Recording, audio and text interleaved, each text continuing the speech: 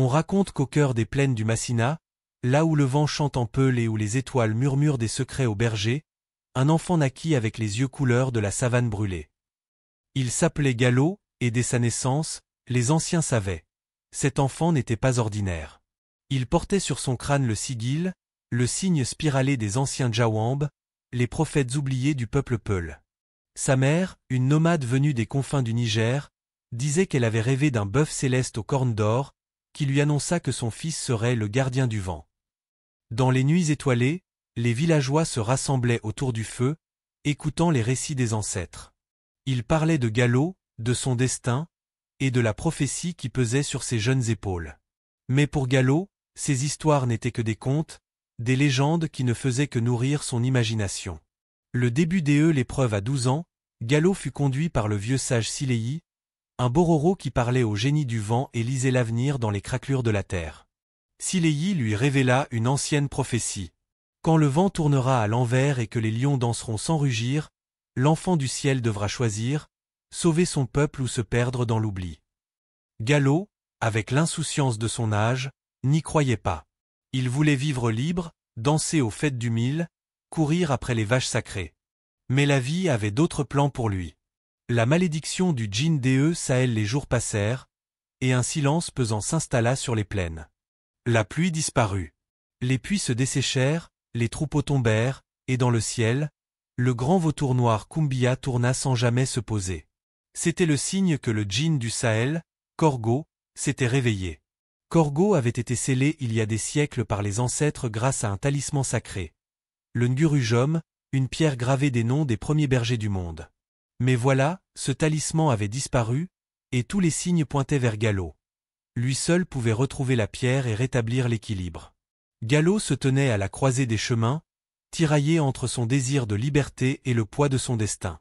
Le voyage initiatique accompagné de son ami Ama, un orphelin des montagnes Mandingues, et de Ndeye, une prêtresse qui lisait l'avenir dans les traces de pas des ébus, Galo partit vers le désert rouge de Dalol Bosso, là où les mirages parlent en proverbes. Leur voyage fut parsemé d'épreuves. Ils affrontèrent les gardiens de sable, ces esprits anciens qui protégeaient les secrets du désert. Ils traversèrent le fleuve silencieux, où les eaux murmuraient des histoires oubliées. Et ils virent l'arbre où les oiseaux parlent en langue peul ancienne, un arbre sacré qui avait vu passer des générations. À chaque étape, les rêves de Galo devenaient plus clairs. Je suis celui qu'ils attendent, ou celui qu'ils craignent, se demandait-il, alors que les visions de son avenir se mêlaient à celles de son passé. L'affrontement au sommet de la dune sacrée de Bintou, là où le vent ne souffle jamais, Galo fit face au djinn Korgo. La tension était palpable, l'air chargé d'électricité. Mais au lieu de le combattre avec violence, Galo se souvint des paroles du vieux Sileyi.